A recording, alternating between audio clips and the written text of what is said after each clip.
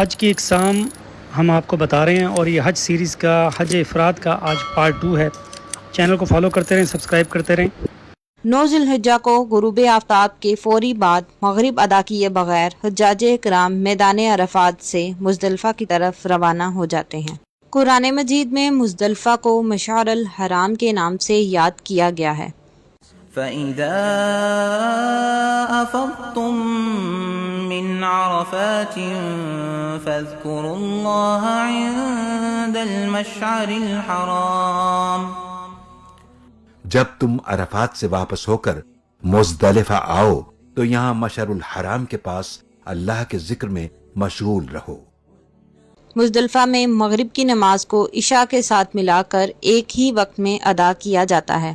حجاج کرام 9 اور 10 ذی الحجہ کی درمیانی رات مزدلفہ میں ہی بسر کرتے ہیں، جہاں وہ اللہ کی عبادت اور قیام میں مصروف رہتے ہیں۔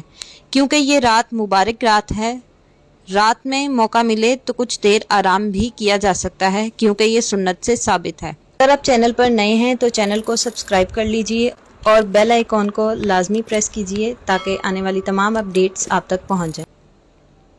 مزدلفہ کے تمام میدان میں جہاں چاہیں وقوف کر سکتے ہیں، کیونکہ نبی صلی اللہ علیہ وآلہ وسلم نے ارشاد فرمایا، میں نے مشعر الحرام کے قریب وقوف کیا ہے، جبکہ مزدلفہ سارے کا سارا وقوف کی جگہ ہے۔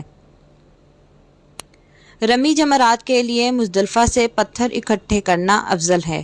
حجاج کرام مزدلفہ میں طلوع آفتاب تک قیام کرتے ہیں اور اس کے بعد مزدلفہ سے منا کی طرف رمی جمرات کے لیے روانہ ہو جاتے ہیں۔ رمی جمرات سے مراد شیطان کو پتھر مارنا ہے۔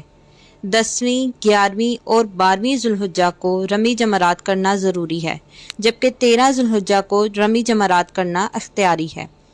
لیکن اگر کسی حاجی نے 12 ذی الحجہ کی رات کو منا میں قیام کیا تو اس پر 13 ذی الحجہ کی رمی لازم ہے۔ جمرات کے مقام پر 3 بڑے ستون ہیں، جن پر اللہ تعالیٰ کے حکم کے مطابق کنکریاں ماری جاتی ہیں۔ جمرات کی عمارت میں داخل ہونے کے بعد سب سے پہلے ستون کو جمرۃ الصغریٰ، اس کے بعد بیچ والے ستون کو جمرۃ الوسطیٰ اور اس کے بعد آخری ستون کو جمرۃ الکبریٰ کہا جاتا ہے۔ حضرت ابراہیم علیہ السلام کو شیطان نے ان تینوں مقامات پر بہکانے کی کوشش کی تھی۔ آپ علیہ السلام نے ان تینوں مقامات پر شیطان کو کنکریاں ماری تھیں۔ اللہ تعالیٰ نے حضرت ابراہیم علیہ السلام کے اس عمل کو قیامت تک آنے والے حاجیوں کے لیے لازم قرار دے دیا ہے۔ رمی کا طریقہ یہ ہے کہ 10 ذی الحجہ کو صرف جمرۃ الکبریٰ پر 7 کنکریاں ماری جائیں۔ اس دن کنکری مارنے کا مسنون وقت طلوع آفتاب سے زوال تک ہے، البتہ غروب آفتاب تک بھی کنکریاں ماری جا سکتی ہیں۔